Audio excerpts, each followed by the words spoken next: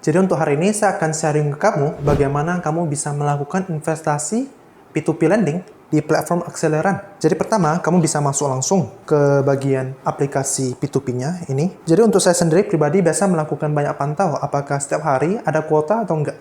Karena rata-rata kalau untuk di platform ini ya, pasti kuotanya tuh habis. Jadi setiap pagi saya sarankan untuk kamu tuh harus cek dulu apakah mengecek ada kuota atau enggak. Dan selanjutnya tuh saya mau kasih tahu juga, kalau kamu mau lakukan investasi di perusahaan, itu kalau bisa tuh investasi yang dengan adanya tuh research. Kita biasa kalau P2P lending, kalau bisa tuh cari yang namanya tipe invoice financing.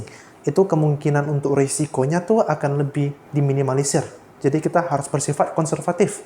Kalau kita mau investasi itu tuh harus investasi uang kita tuh aman. Ini saya kasih contoh dulu. Sekarang saya pilih perusahaan. Sekarang ada 2 perusahaan, saya pilih yang ini. Pertama, yang perlu kalian lihat apa? Kalian perlu lihat dulu identitas usaha mereka tuh apa aja. Kalian bisa lihat. Dan bunga efektifnya, kalian bisa lihat sekarang 10,5%. Dan tenornya 3 bulan. Dan ada gunaan juga frekuensi pembayaran bunga. Ini yang saya cari biasanya.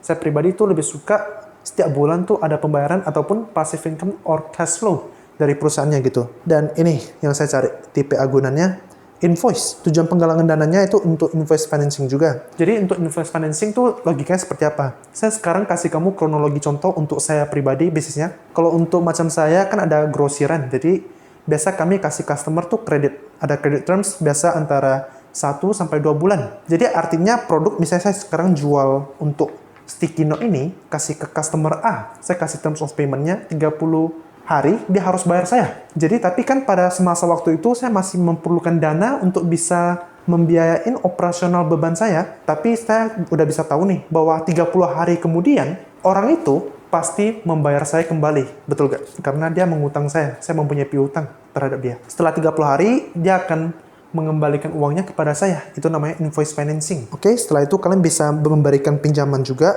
Kalian bisa lihat. Biasanya yang perlu kalian lihat apa? Total pinjaman yang masih dibutuhkannya sisa berapa. Jadi kalian bisa lihat juga sesuaikan dengan dana kalian. Lalu kalian bisa masukin juga jumlah pinjaman. Biasanya akan di bagian perhatian kalian bisa lihat saat kalian melakukan investasi, kalian harus mengerti resikonya. Biasa ada dikasih nanti kontrak lagi, harus kalian baca. Biasa setelah kalian udah coba investasikan kembali, nanti ada dikasih tahu bunga pendanaan yang kalian dapat berapa. Tapi ingat, itu masih belum dikasih bunga pendanaan setelah potong pajak PPh 23 biasanya. Setelah itu, di bagian lanjut, kalian bisa centang aja. Jadi setiap bulan kalau saya pribadi, dana yang saya dapat dari P2P lending ini, saya akan diinvestasikan kembali lagi. Saya tidak menggunakan untuk pergi belanja yang aneh-aneh ya, karena memang tidak dibutuhkan. Jadi harus bersifat hemat. Oke, setelah udah berhasil, biasanya akan muncul begini juga. Oke, habis itu selesai. Saya sarankan kalau kamu mau investasi itu harus mengerti dulu. Ada 2 macam. Yang perlu kalian ketahui adalah namanya mencari cash flow atau passive income. Satunya lagi adalah capital gain.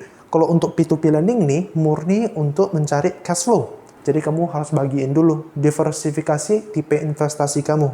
Bisa untuk saham, P2P lending, mungkin kamu mau coba properti atau emas juga bisa. Ini aja sekilas videonya. Jika kamu suka, saya mau minta bantu kamu untuk like video ini dan juga subscribe ke channel saya. Terima kasih.